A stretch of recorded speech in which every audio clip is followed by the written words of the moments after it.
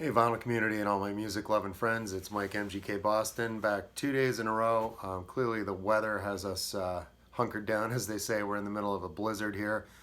Started last night, looks like it's going to roll on through today into this evening, and upwards of 2 feet of snow in this area. So not much else to do, so I thought, hey, I'm listening to music anyway, so I'm going to enter another one of these vinyl community YouTuber contests. This one coordinated and sponsored by Richard McCook. He's a gentleman over in the UK. He's put together a contest to celebrate his 3 years making videos in the vinyl community. And there's 3 questions Richard's posted, and I'll get into those in a moment. And in those 3 questions are kind of mini lists. So again, this is my 3rd contest I've entered in a week. So it tis the season for contests, I guess, as I said yesterday, in the vinyl community. So again, I encourage you to look up Richard McCook. It's spelled, of course, Richard, you know to spell that. And his last name is M-C-C-O-O-K. Richard McCook, hashtag vinyl community. Look that up on YouTube and it'll pop up for you. And Richard's made a considerable amount of videos, and I enjoy his laid-back style. And we do share some similar tastes, in particular a lot of the stuff in the 80s alternative world, if you will. Anyway, without further ado, Richard's first question was to simply pick 3 artists from your collection, solo artists or bands, and show their best and their worst album, in your opinion. So I'll start with this one. This is the Blues Project, Projections, of course with Al Kooper, right there he is, and Steve Katz was a guitar player also in this band. They were 2 founding members of the Blues Project in Greenwich Village, New York City. And the release date on this one, I believe, is 1966. The release on this one. This was their second album. The first one, I think, was a live recording at Greenwich Village at the Go-Go, it was called. This is the studio album called Projections, as I noted. Excellent psychedelic blues rock. I mean, you really can't do better than this. Yeah, of course, Al Kooper on keyboards and Steve Katz on guitar. It's a really, really terrific album. Some of the key numbers on this, I can't keep from crying. Of course, Steve's song, referencing Steve Katz. Fly Away, Wake Me, Shake Me. It's just really good. There's some photos of the band on the back, of course. And this, so this is what, in my opinion, the best of the Blues Project. And yeah, so over to the worst. It was a follow-up. I think it was just they owed the label another album, and they were on Verve there. This is called Live at Town Hall. The reality is it's mostly studio outtakes, and there's 1 or 2 live tracks on here. They do a 10-minute version of Electric Flute thing. That's probably the highlight on this for me. But yeah, I mean, I won't say it's a terrible album, but in comparison to Projections, I would say this is their worst. And per Richard's instruction, it's the best of each and the worst of each. So number 2, he's asked for 3, like I said, 3 artists. This is the Byrds. Of course, this is the Fifth Dimension. I believe this was their 3rd studio release in 1966. The release date on this one, you can see there on the back. There's some black and white photos, etc. This being their best, in my opinion. This is the original lineup, of course, you know, with Chris Hillman, Gene Clark, David Crosby, you know, Roger McGuinn, etc. So anyway, this is called again the Fifth Dimension, not the Fifth. It's the Byrds' Fifth Dimension. Let me spit that one out. Of course, everybody knows 8 Miles High was the big single on this. You know, a huge hit in the psychedelic era, the mid to late 1960s. Mr. Spaceman, I See You, What's Happening. Yeah, there's a few highlights on this, and it's a really good album. I really like it. And again, it's the Byrds' Fifth Dimension. Being their best, in my opinion. Of course, now I say the best, but you can move forward when David Crosby and Gene Clark left, and the band totally changed direction and went more of a country and western feel. McGuinn and Hillman took the band in a different direction. Sweetheart of the Rodeo is a really good album too. It's just a different Byrds than this lineup was with David Crosby and Gene Clark. So I want to clarify that. Yeah. So I was going to show Sweetheart of the Rodeo. That's another one, of course, you should look up. It's really, really stellar Byrds album, but I picked instead I picked Fifth Dimension as their best. As far as the worst goes, so David Crosby and Gene Clark, not long after Fifth Dimension was out there working on the next album, and just creative differences. David Crosby's notoriously difficult to work with. You know, even though he's extremely talented guy, he's also a very difficult personality, to put it politely. And so what happened, McGuinn and Hillman, Roger McGuinn and Chris Hillman, kicked out Gene Clark and David Crosby basically after that Fifth Dimension album. But then they put their differences aside, and in 1973 they did this reunion album, and you could see this is all the original lineup. There's all the personnel listed. But unfortunately, this is a reunion that probably shouldn't happen. It's really disjointed. It doesn't have the same feel of the 60s Byrds at all. It's you know, it's a mishmash of things. I mean, they do a version on here that's of Cowgirl in the Sand that's pretty bearable. The Neil Young composition, that's a really good song. You know, Laughing is okay. But yeah, for the most part, I just saw this at a shop and picked it up used for a few bucks just on a whim, and it's okay. But I've only played it once. I picked this up about a year or two ago, and nice photo on the back though, the guys getting back together. Of course, there's David Crosby down in front. So the Byrds, the best, Fifth Dimension, and the worst, it was this self-titled reunion album in 1973. Not to be avoided, it's just not their best work. And lastly, this pick 3 artists, the best and worst category. Moving over here to the debut, self-titled debut of Dire Straits. This was released in 1978. Of course, there's the band on the back. Of course, there's Mr. Mark Knopfler. And at this point, yeah, his brother David was in the band playing rhythm guitar. Of course, Pick Withers on drums and John Ilsley on bass guitar. This is just an incredible album. When I saw the posting, Richard McCook, for this contest, I thought immediately, for this first question, I thought of Dire Straits' debut as the best. So anyway, Down to the Waterline, Water of Love, Six Blade Knife, of course, Sultans of Swing.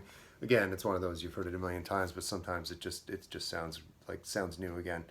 And Wild West End. I mean, this plays through. It's just wonderful.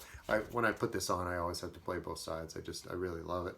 Bought this a long time ago, not long after it came out. I was just a young lad in my early teens. But yeah, debut from Dire Straits, self-titled, 1978.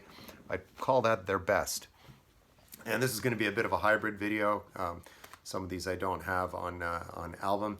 And as not to be repetitive if you watch my channel, but as I've said several times, in the late 80s, when compact discs were coming into the fore, as you know, it was going to be the way of the future, I switched over and I bought predominantly compact discs for probably up until around the late 90s, early 2000s, and then I started buying albums again on vinyl. But that said, this is Dire Straits. I would call this their worst. This was released 1991, and this was their final studio album. It's called On Every Street. You can see it right there. I mean, I don't say it's terrible, but you know, they're running out of ideas at this point. You know, the single on this was called "Calling Elvis."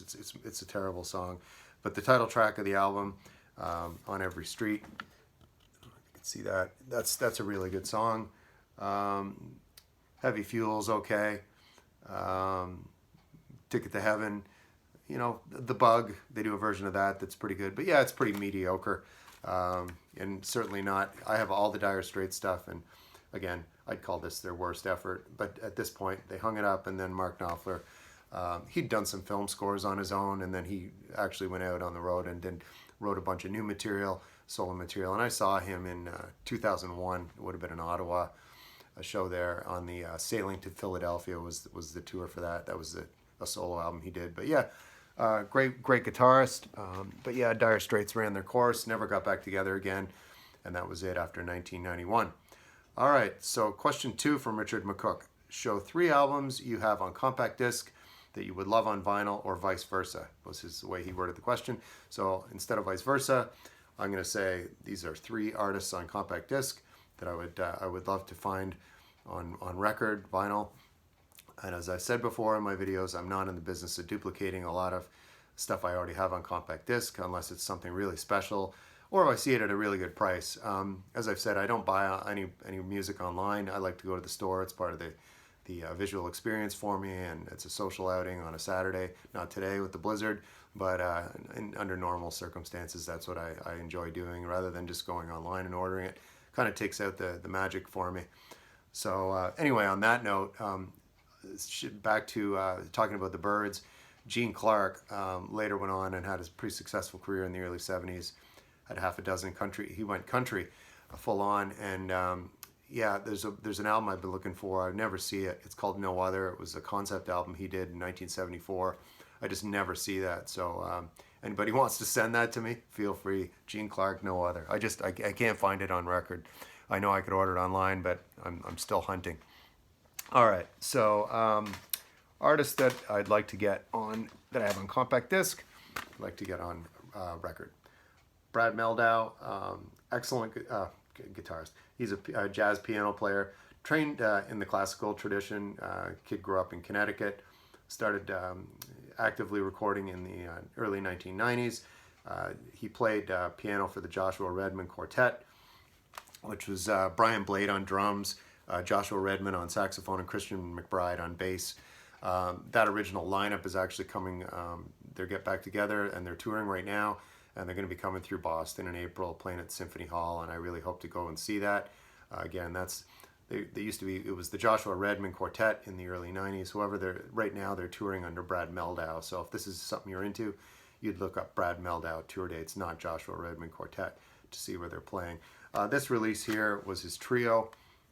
He did this right after, I'll just show the Joshua Redman Quartet. This is Joshua Redman Quartet, as I just said. This came out in 1994, I believe. And of course, the personnel on there you can see listed right there. Joshua Redman, as I just said, on saxophone, Christian McBride on bass, Brian Blade on drums, and Brad Mehldau, of course, on piano. So this is definitely worth getting. This is another one I'd love to see on record. But I'm talking about Brad Mehldau, not Joshua Redman, so I'm going to stay on point.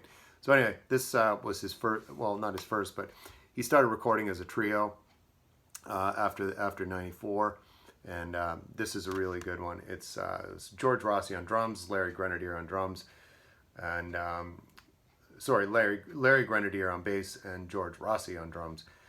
So he actually, Brad Mehldau would record, this is all instrumental, of course, but some contemporary artists on here, not contemporary, but vocalists. So Riverman here, that's a Nick Drake song. I'm sure, Ellie, you know who Nick Drake is. They do a nice version of that on here. There's even a Radiohead tune, if you know them, Exit Music for a Film by Radiohead, and Brad Mehldau Trio. There's a version of that. So he played in a trio formation for a long time after the mid-90s, as well as did some solo stuff. So to compare Brad Mehldau to anybody else, I would say Keith Jarrett definitely would have been one of his musical mentors. So if you like Keith Jarrett, definitely seek out Brad Mehldau. Any of his stuff is good. He's starting to put stuff out on vinyl now, but all this stuff from the 90s is only available on compact disc as far as I know, and has not been reissued on record. But when it is, definitely something I would seek out, because the rich sound of a record with this kind of music is it's just incredible. He's just such a great piano player. Anyway, Brad Mehldau. Another album I have on compact disc that I would actually like to find on record, and it's Bruce Springsteen, 1980. This is a double album, The River. I'm sure you've seen it before. In my opinion, it's his best. I mean, there's just not a bad song on it. It's 2 full compact discs. The Ties That Bind, Sherry Darling, I Want to Marry You is a nice ballad, Cadillac Ranch, Point Blank's another great ballad, Ramrod, Wreck on the Highway. I mean, this is just really great. This, of course, The Case has seen better days. It's coming apart on me here. But yeah, this it was a reissue, probably in the 90s I bought this. Comes with nice liner notes. And there you can see there's the band right there.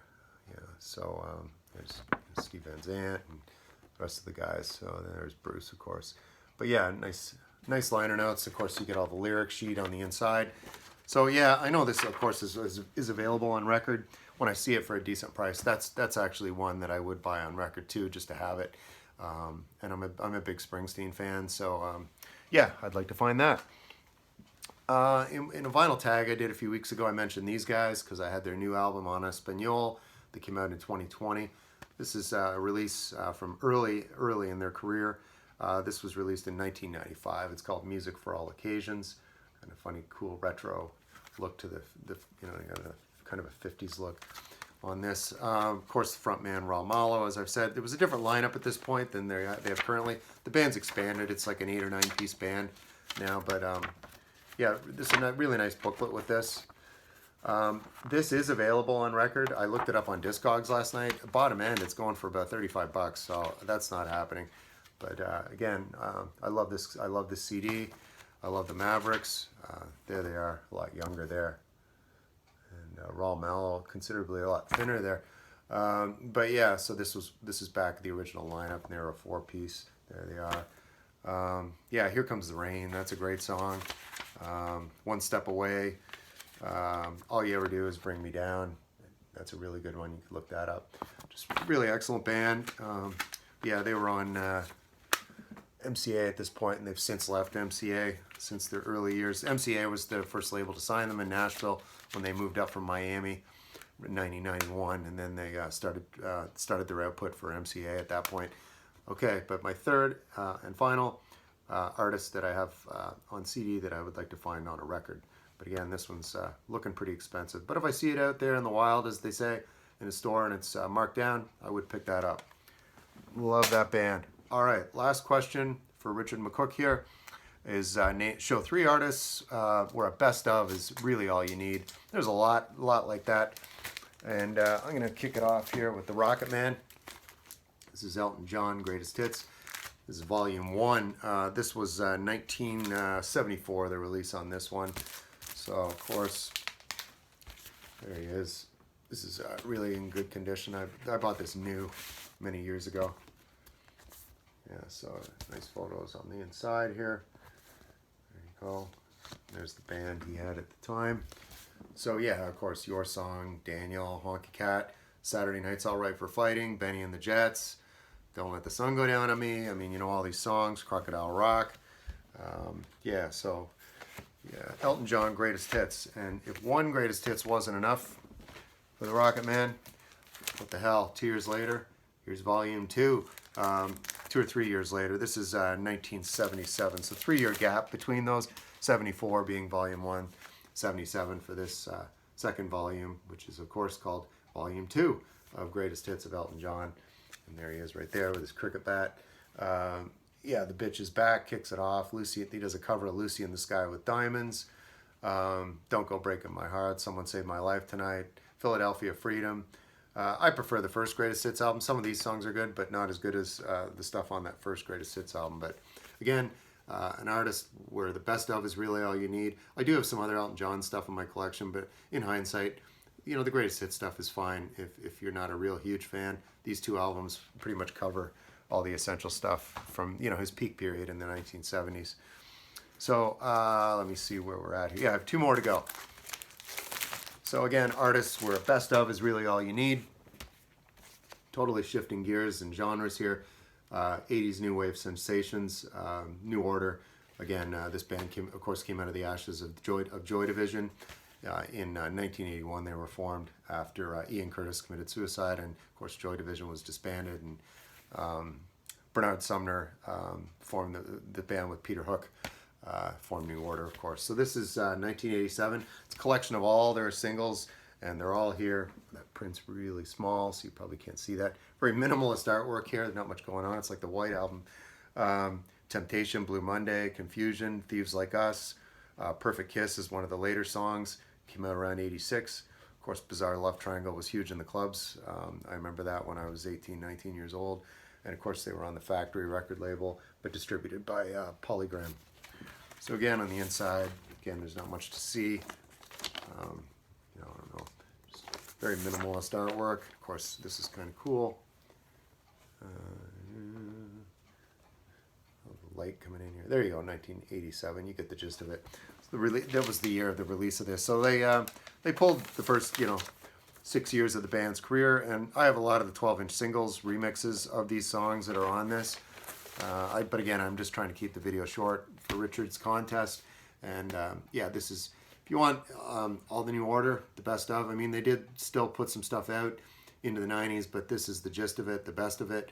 and that's on this Substance. It's a double album, and it was released in 1987, featuring, in my opinion, just 5 stars all around.